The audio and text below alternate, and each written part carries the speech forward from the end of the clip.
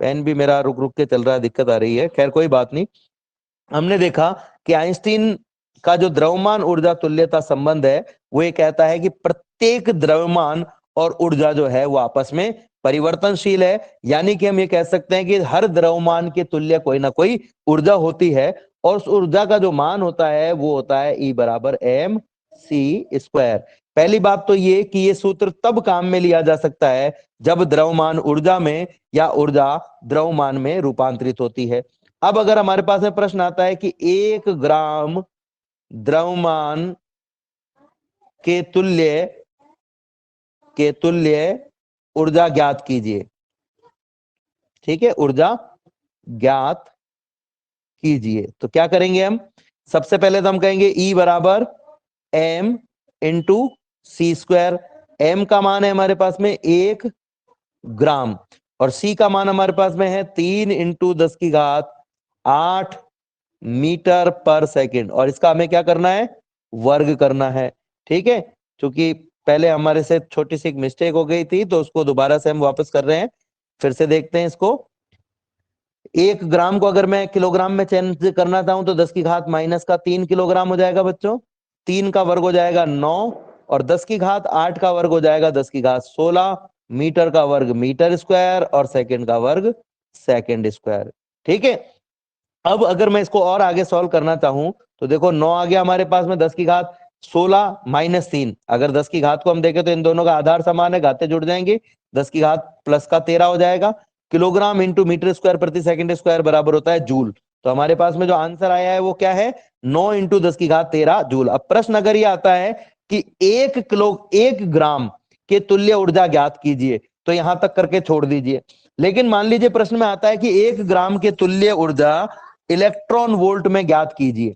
Suppose ये आता है किसमें ज्ञात कीजिए, इलेक्ट्रॉन वोल्ट में ज्ञात कीजिए। तो आपके पास में क्या तरीका होगा, ये जो हमारे पास में E का मान आया है जो कि कितना है 9 इंटू 10 की घात 13 जूल, इसको E से ऊपर गुणा कर दीजिए और E से नीचे। अब आप सोच रहे होंगे कि पहले तो मैंने कहा था 1.6 इंटू 10 की घात माइनस 19 कूलाम से ऊपर गुणा कीजिए और 1.6 इंटू 10 की घात माइनस 19 कूलाम से भाग दीजिए। तो वो जो 1.6 इंटू 10 की घात माइनस 19 कूलाम होता है, इसका शॉर्ट नेम है E, क्योंकि ये इलेक्ट्रॉन पर आवेश के बराबर होता है इसलिए अपन इसको E कहते हैं। तो अब भी मैंने 1.6 इंटू 10 की घात माइनस 19 कूलाम से ही गुणा किया है और उसी से भाग दिया, लेकिन मैंने शॉर्ट में इसको E लिख दिया। अब अगर मैं इस नीचे वाले E का मान रखना चाहूं, इस E का मान रखना चाहूं, तो यहां पर मैंने इसको हटा दिया और इसकी जगह लिख दिया मैंने 1.6 इंटू 10⁻⁻⁹ ठीक है, कूलाम।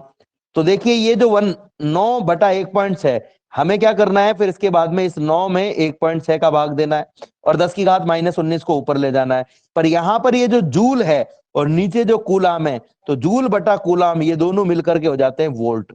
क्या हो जाते हैं दोनों मिलकर के, वोल्ट। और ये जो E है इस E की जगह आ जाएगा ओनली E। अब 9 में 1.6 का भाग देना है आपको, तो 9 में 1.6 का अपन भाग दे देते हैं, कितना आता है देखते हैं हमारे पास में। सबसे पहले तो ये जो पॉइंट है इस पॉइंट को हटाएंगे हम यहाँ से, इस पॉइंट को हम हटाएंगे यहाँ से, ये पॉइंट को हटा दिया तो पॉइंट को हटाने पर ऊपर 0 आ जाएगा यानी 90 बन जाएगा।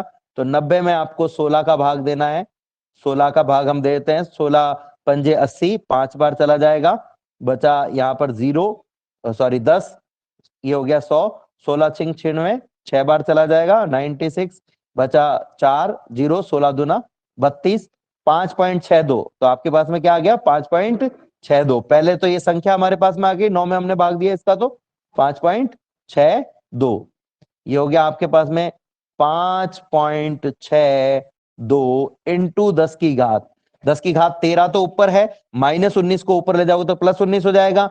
तो 10 की घात 13 इंटू 10 की घात प्लस का 19, दोनों के आधार समान है, घातें जुड़ जाएंगी, घातें जुड़ जाएंगी तो कितनी हो जाएंगी 13 और 19 32। तो ये हमारे पास में हो गया 32, ठीक है। अब आती है बात मात्रक की, तो मात्रक अभी भी हमने देखा, ये जो E ऊपर था, ये जो E ऊपर है, इस E के स्थान पर तो E आ जाएगा हमारे पास में, और ये जो जूल है और ये जो नीचे कूलाम है, जूल बटा कूलाम बराबर होता है वोल्ट।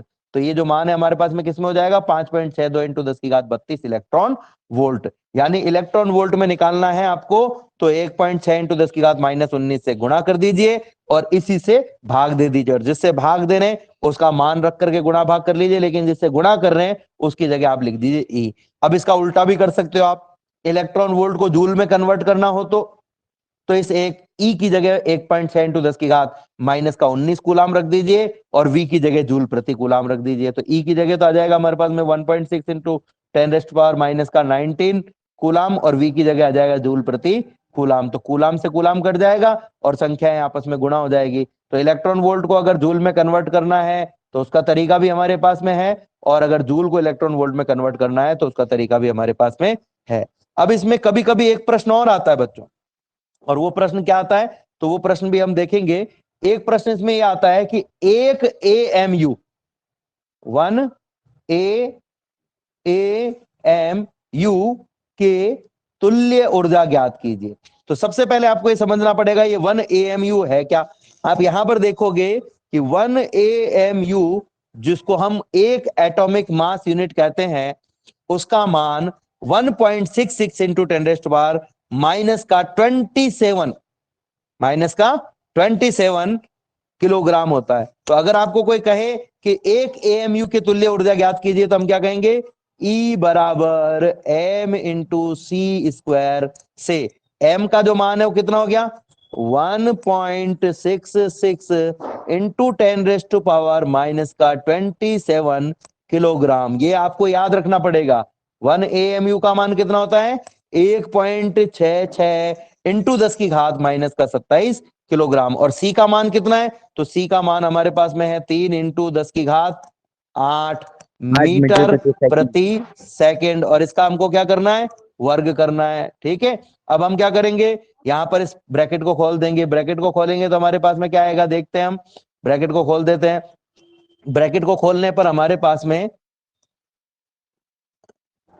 1.66 तो ऑलरेडी है हमारे पास में, ठीक है, इंटू 10⁻⁻27 भी ऑलरेडी है हमारे पास में। ब्रैकेट को खोला 3 का वर्ग हो गया 9 और 10 की घात 8 का वर्ग हो गया 10 की घात 16 प्लस का 16, ठीक है 10 की घात 16 हो गया।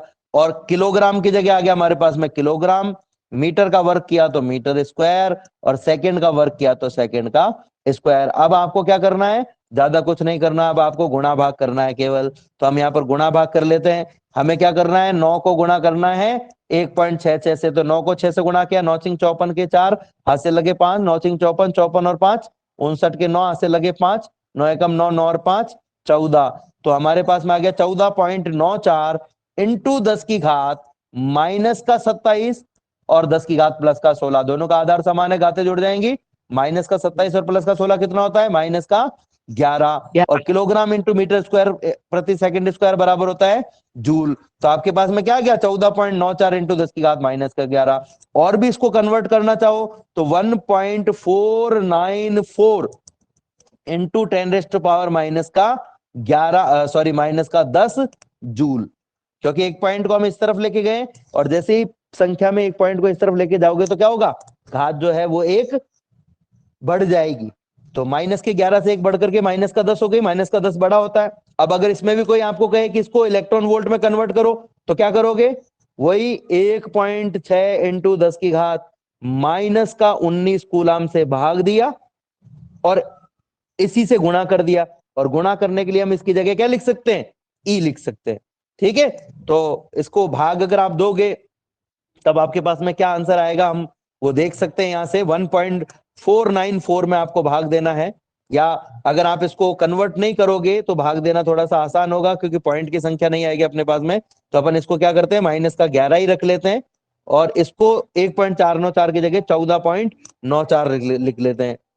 तो इससे क्या होगा हमारे को फिर इसको कन्वर्ट नहीं करना पड़ेगा। अब आपके पास में नीचे तो है 1.6 और ऊपर है 14.94, इसको आप लिख सकते हो 14.94 भाजक 1.6। ठीक है, 1.6 से आप भाग दोगे इस पॉइंट को, और इस पॉइंट को अगर आप हटाना चाहें नीचे इस पॉइंट को हटाया ऊपर आ गया आपके पास में 10, ऊपर से इस पॉइंट को नीचे हटाओगे तो नीचे आ जाएगा 100, क्योंकि पॉइंट के बाद में ऊपर 2 संख्या है तो नीचे 2 जीरो आएंगे, नीचे वाले में पॉइंट के बाद एक संख्या है तो एक जीरो आएगा, ये जीरो से जीरो कट गया, तो ऊपर तो हो गया 1494, इस पॉइंट को हटा देते हैं हम, और नीचे हो गया हमारे पास में 16 इंटू 10 यानी कि 160, तो अपन इसको 16 ही रखेंगे, 16 से डिवाइड करेंगे और ये 10 जो है वो 10 की घात में कन्वर्ट हो जाएगा, 10 की घात 1 और 10 की घात माइनस का 19 कितना हो जाएगा, नीचे 10 की घात माइनस का 18 हो जाएगा। अब अपन 16 का भाग देते हैं इसमें, तो 16 का भाग दें तो कितनी बार चला जाएगा बच्चों, 16 93.3 आएंगे सर। तो ये 9 बार चला जाना चाहिए मेरे ख्याल में। 16 नाम 144 होते हैं क्या, हाँ 144, हाँ ठीक है ना, 144 बचे हमारे पास में कितने, 5, और यहां से बचे 4, 16 तिया 48, ठीक है, तो 93 आ गया हमारे पास में, लगभग 93 आ गया हमारे पास में, ठीक है, और भी आगे अगर आप इसका भाग दोगे तो 54 में से 48 आप घटाओगे तो 6 आएगा, 6 में जाता नहीं है, इसलिए आप 60 कर दोगे तो वापस से 3 बार चला जाएगा, तो 933 ही हमारे पास में इसका मान आ जाएगा। ये तो हुआ हमारे पास में केवल मान 933। अब हम इसकी घात भी देख लेते हैं कितनी आएगी, 933, तो देखो ऊपर तो 10 की घात माइनस का 11 है, ठीक है, और नीचे कितना है 10 की घात माइनस का, सॉरी 93.3, 93.3 आ जाएगा, और ऊपर हमारे पास में है 10 की घात माइनस का 11, और नीचे कितना है 10 की घात माइनस का 19 प्लस 1, 10 की घात माइनस का 18, ऊपर जाके प्लस का 18 हो जाएगा, तो ये हो गया 10 की घात प्लस का 18, माइनस का 11 और प्लस का 18 कितना हो गया बच्चों, माइनस का 7, सॉरी प्लस का 7, तो 933 इंटू 10 की घात प्लस 933, 93.3 इंटू 10 की घात प्लस का 7, और ऊपर आपके पास में क्या बचा हुआ है मात्रक में, एक तो ई बचा हुआ है, एक जूल बचा हुआ है, और नीचे कूलाम बचा हुआ है, ठीक है। अब इसको देखो कन्वर्ट कर रहा हूं मैं जूल प्रति कूलाम तो होता है वोल्ट, ठीक है, और की जगह ई है, तो मात्रक तो हमारे पास में क्या आ गया, मात्रक तो हमारे पास में आ गया इलेक्ट्रॉन इंटू वोल्ट, और ये जो 93.3 इंटू 10 की घात 7 है, क्या मैं इसको 933 इंटू 10 की घात 6 लिख सकता हूं बच्चों, तो बिल्कुल लिख सकते हैं, पॉइंट को आगे ले जाओ एक संख्या,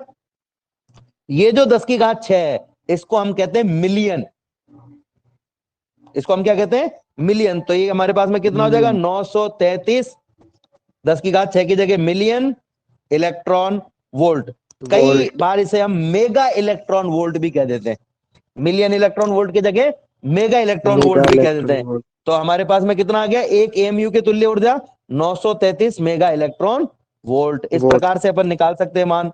तो आज हमने देखा कि 1 ग्राम के तुल्य ऊर्जा का मान कितना होता है, फिर हमने देखा एक एएमयू के तुल्य ऊर्जा का मान कितना होता है। तो देखो बच्चों तरीका वही है, बस आपको क्या पता होना चाहिए कि एक एएमयू को जब हम किलोग्राम में कन्वर्ट करेंगे तो उसका मान कितना आएगा, और दूसरा कि जब हम 1 ग्राम को किलोग्राम में कन्वर्ट करेंगे तो उसका मान कितना आएगा। बाकी तो सिंपल मैथमेटिक्स है जो हमने यहाँ पर किए। इससे आगे हम बढ़े तो आगे देखते हैं हमें क्या पढ़ना है। आज हमें इससे आगे बढ़ेंगे तो हमें पढ़ना है शक्ति के बारे में। आप सब ने कक्षा 9 में शक्ति के बारे में पढ़ा होगा। हम सब जानते हैं कि अगर किसी की भी पावर हमको पता लगानी है तो हम क्या कहेंगे, भाई वो जितना काम कर सकता है, जितनी उसमें एनर्जी होगी उतनी ज्यादा उसकी पावर होगी। हम कहेंगे भाई यार इसमें तो बहुत ताकत है, इसमें बहुत एनर्जी है, कितना काम कर सकता है। तो जो कार्य करने की दर होती है उसी को हम शक्ति कहते हैं। कार्य करने की जो दर है उसको हम क्या कहते हैं, शक्ति कहते हैं। अब कार्य जब करेंगे तो होगा क्या, जब भी कार्य किया जाता है तो ऊर्जा का क्षय होता है, इसलिए इसे कार्य करने की दर या ऊर्जा के क्षय होने की दर भी कहा जा सकता है। शक्ति को अंग्रेजी में पावर कहते हैं और इसीलिए इसे P से डिनोट किया जाता है। तो P बराबर क्या हो जाएगा, कार्य बटा समय अंतराल, कार्य बटा समय अंतराल, यानी हम कह सकते हैं P बराबर W अपॉन टी, P बराबर W अपॉन टी। इस प्रकार से अपन यहां पर क्या कर सकते हैं, शक्ति का मान निकाल सकते हैं। जैसे हमने वेग का मान देखा कि वेग का जो मान होता है वो औसत वेग का मान अलग हमने निकाला था, ताक्षणिक वेग का मान अलग निकाला था। इसी प्रकार से शक्ति का मान भी हम औसत और ताक्षणिक अलग अलग निकाल सकते हैं। अब आप सोचोगे कि औसत और ताक्षणिक अलग अलग क्यों निकालेंगे, तो आप सब जानते हो कि जब भी कोई व्यक्ति कार्य करता है तो कभी कभी तो वो पूरी एनर्जी के साथ काम करता है, ठीक है, और कभी कभी क्या होता है उसकी एनर्जी कम हो जाती है। क्यों, क्योंकि उसके अंदर हम कहते हैं भाई इसके अंदर पावर घट गई, पावर घट गई मतलब जो एनर्जी उसके अंदर आ रही थी, ऊर्जा जहां से भी आ रही थी, वो सोर्स की कमी हो गई है। ठीक है, तो इस तरीके से अगर मैं एक पूरे कार्य काल में, या हम कहें कि संपूर्ण समय अंतराल में किए गए कार्य में उस संपूर्ण समय अंतराल का भाग दे दें, यानी कुल कार्य में उस कार्य को करने में लगे समय अंतराल का भाग दे दें, तो इससे हमारे पास में जो आएगा वो होगा औसत शक्ति। तो औसत शक्ति का जो फॉर्मूला है पी एवरेज, उसको हम क्या कह सकते हैं, कुल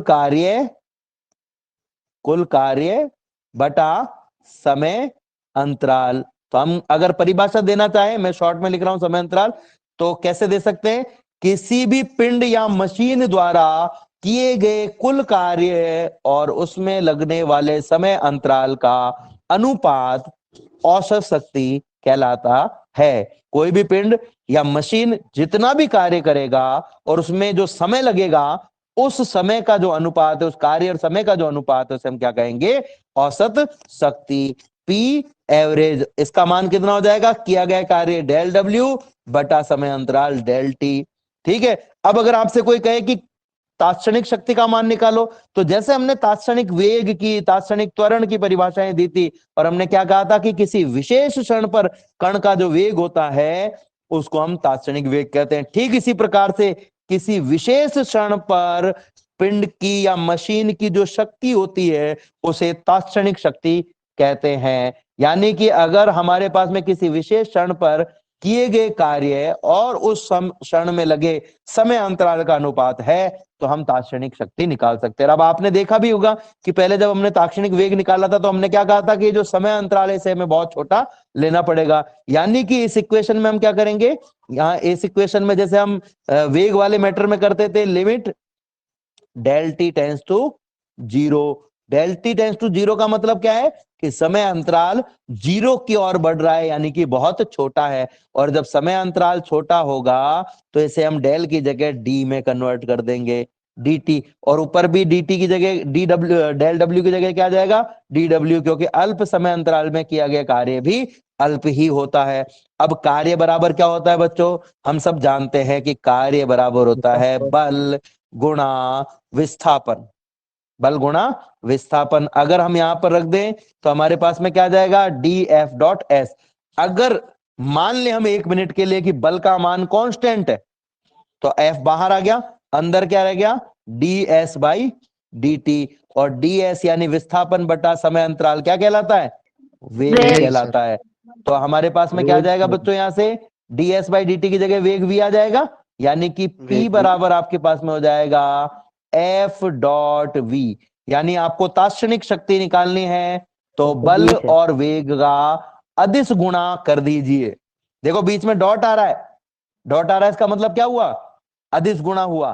तो अदिश गुणा हुआ, इसका मतलब ये हुआ कि जो P राशि है वो क्या है, दो सदिशों के अदिश गुणा से प्राप्त होने वाली राशि है। जब भी हम दो सदिशों का अदिश गुणा करते हैं तो परिणामी राशि अदिश होती है, सदिश होती है, अदिश अदिश राशि होती है। इसका मतलब क्या हुआ कि P जो है वो दो सदिशों के अदिश गुणा से प्राप्त हो रहा है, मतलब P क्या हुआ, P एक अदिश राशि हुई। तो इससे हमें यह भी पता चल गया भाई शक्ति एक अदिश राशि है। अच्छा, अगर आपको ऐसे समझ में नहीं आवे तो दूसरा तरीका यह है कि कार्य भी अदिश है और समय अंतराल भी अदिश है, तो कार्य और समय अंतराल का जो अनुपात है वो भी हमारे पास में क्या होगा, अदिश राशि होगा। तो हमने यहाँ पर औसत शक्ति का सूत्र देख लिया, तात्क्षणिक शक्ति का सूत्र देख लिया। अब अगर हमसे कोई पूछे कि भाई शक्ति का मात्रक क्या है, तो शक्ति का मात्रक हम कैसे निकालेंगे, हमारे पास में दो तरीके हैं शक्ति का मात्रक निकालने के लिए। एक तो हमने देखा सूत्र क्या था, डब्ल्यू अपॉन टी, या del W upon del T, या D W upon D T. तीनों ही सूत्रों में डब्ल्यू का जो मात्रक है वो होता है जूल, और समय का जो मात्रक होता है वो होता है सेकंड। तो क्या आ गया हमारे पास में, जूल प्रति सेकंड। एक मात्रक। दूसरा मात्रक आपके पास में यहां से आ जाएगा, एफ का जो मात्रक है वो होता है न्यूटन, वी का जो मात्रक है वो होता है मीटर प्रति सेकंड। तो नया मात्रक क्या हो गया, न्यूटन इंटू मीटर प्रति सेकंड। और एक और मात्रक है, इसका एक और मात्रक क्या है, तो इसका एक और जो मात्रक है वो है जूल प्रति सेकंड बराबर होता है वाट। तो शक्ति का जो नया मात्रक है वो क्या होता है, वॉट। आपने पढ़ा है, ये नाम सुना है कहीं पर, ये नाम सुना है कहीं पर, हाँ कहाँ सुना, सर, कहाँ बल्ब सुना है आते हैं बच्चों? 400 वाट के, 9 बल्ब वाट में के आता है, बल्ब में लिखा बल्ब है। होता है।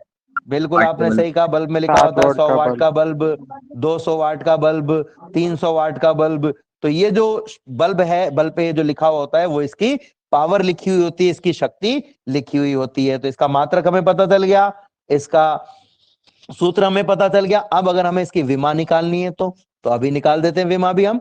कार्य की विमा में समय की विमा का भाग दे दीजिए, कार्य बटा समय है। ठीक है, कार्य की विमा क्या होती है बच्चों? वही जो ऊर्जा की होती है M1 L2 T minus two, और समय की विमा T1। इस T1 को ऊपर ले जाओगे तो घात माइनस हो जाएगी, T-1 हो जाएगा, T-3 हो जाएगा। M1 L2 T minus 3।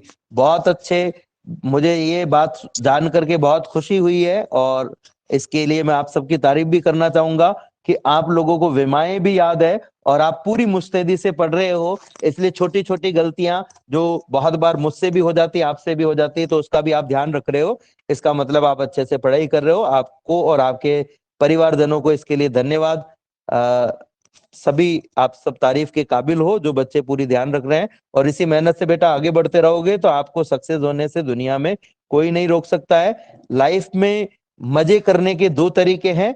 पहला तरीका ये है कि आप अभी मजे कर लीजिए, बाद में दुख पा लीजिए। और दूसरा तरीका ये है कि अभी थोड़ा सा आप मेहनत कर लीजिए, फिर जिंदगी भर आपके मजे ही मजे हैं। फिर आपको मेहनत तो करनी पड़ेगी, लेकिन आपकी जो लाइफ है वो पूरी तरह से सिक्योर हो जाएगी। और मुझे पूरी उम्मीद ही नहीं, आप लोगों पर पूरा विश्वास है कि आप अपने माता पिता का नाम तो रोशन करोगे, अपने लिए आराम कमाने के लिए जितनी मेहनत आपको करनी है उससे कहीं बढ़कर मेहनत आप करोगे।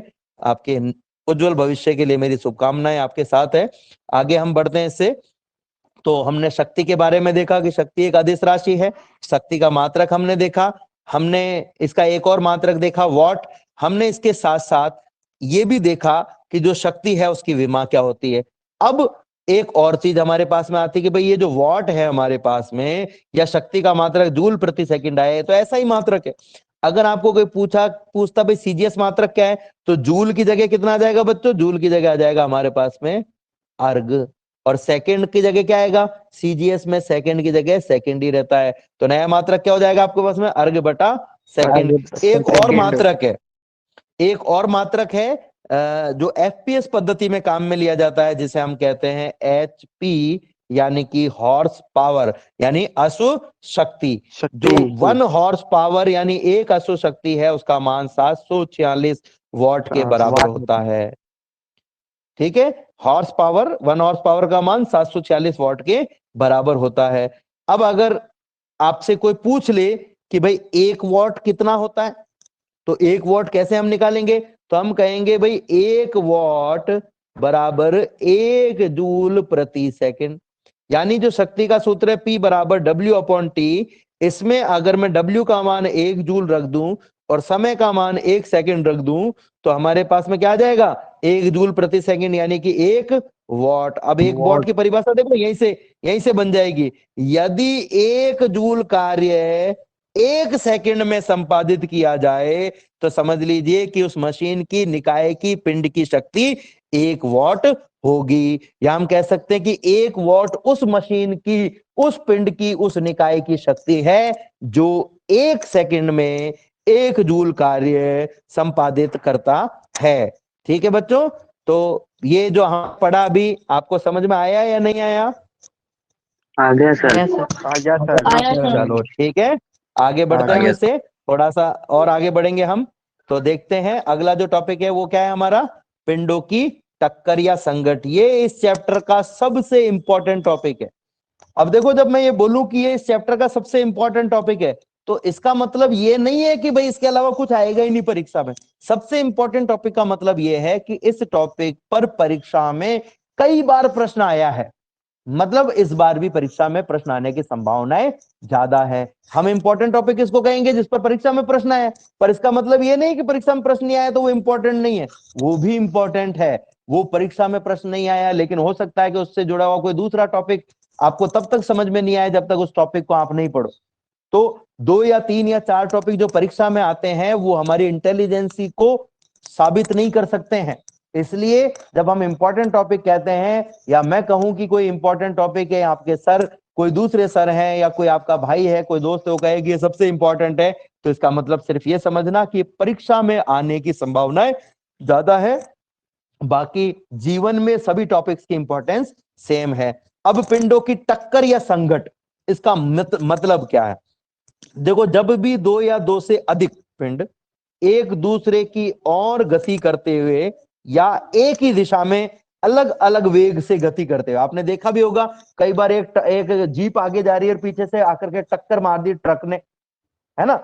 ऐसा भी आपने देखा होगा। कभी कभी आपने आमने सामने की टक्कर भी देखी होगी। तो टक्कर कैसी हो सकती है? एक ही दिशा में गति करते हुए भी हो सकती है, अलग अलग दिशा में यानी एक दूसरे के विपरीत दिशा में गति करते हुए भी हो सकती है। ठीक है, तो हम क्या कहेंगे कि जब दो या दो से अधिक पिंड एक ही दिशा में या एक दूसरे के विपरीत गति करते हुए एक दूसरे के संपर्क में आते हैं, गति करते हुए संपर्क में आते हैं, तो ये जो प्रक्रिया है, इस प्रक्रिया को, प्रक्रिया नहीं कहकर के मुझे कहना चाहिए, अनुक्रिया को, इस अनुक्रिया को हम टक्कर या संघट कहते हैं। अब देखो, अनुक्रिया का मतलब क्या है? अनुक्रिया का अभिप्राय ऐसी क्रिया से है जिसमें पदार्थ की भौतिक अवस्था परिवर्तित नहीं होती है, लेकिन उसके भौतिक गुण चेंज हो जाते हैं। जैसे उसकी ऊर्जा चेंज हो सकती है, उसका वेग चेंज हो सकता है, उसका जो संवेग है वो परिवर्तित हो सकता है, या उसकी गतिज ऊर्जा परिवर्तित हो सकती है, या उसकी स्थितिज ऊर्जा परिवर्तित हो सकती है। उसके द्वारा तय किए गए जो विस्थापन है, यानी जितना दूरी वो तय कर रहा है पहले और अब, वो चेंज हो सकता है। प्रति सेकंड कितनी दूरी है पहले तय कर रहा था, प्रति सेकंड अब कितनी दूरी तय कर रहा है, ये चेंज हो सकता है। क्योंकि वेग चेंज होगा तो ये चीजें चेंज होंगी। उसका एक्सेलरेशन यानी कि त्वरण चेंज हो सकता है। तो ऐसी जो परिघटना, उसको हम कहेंगे अनुक्रिया। अब देखो, संपर्क में जब भी कण या पिंड टक्कर करते हैं, तो ये जो टक्कर है वो दो तरह की होती है। एक संपर्क में आए बिना और एक संपर्क में आकर। अब आप सोच रहे होंगे संपर्क में आए बिना टक्कर कैसे हो सकती है भाई? संपर्क में आए बिना कोई टक्कर हो सकती है क्या? बच्चों, आप जानते हो क्या टक्कर के बारे में? नहीं सर। तो देखिए, मान लीजिए यहाँ पर एक इलेक्ट्रॉन है और यहाँ पर एक इलेक्ट्रॉन है। ये दोनों इलेक्ट्रॉन एक दूसरे को क्या करते हैं बच्चों? प्रतिकर्षित करते हैं। क्या प्रतिकर्षित करते हैं। अब अगर मैं इन दोनों को एक दूसरे के पास में लाऊं, तो ये क्या करेंगे? बिना छुए ही एक दूसरे को धक्का देने का प्रयास करेंगे। और आपको एक और इसका उदाहरण बताता हूं।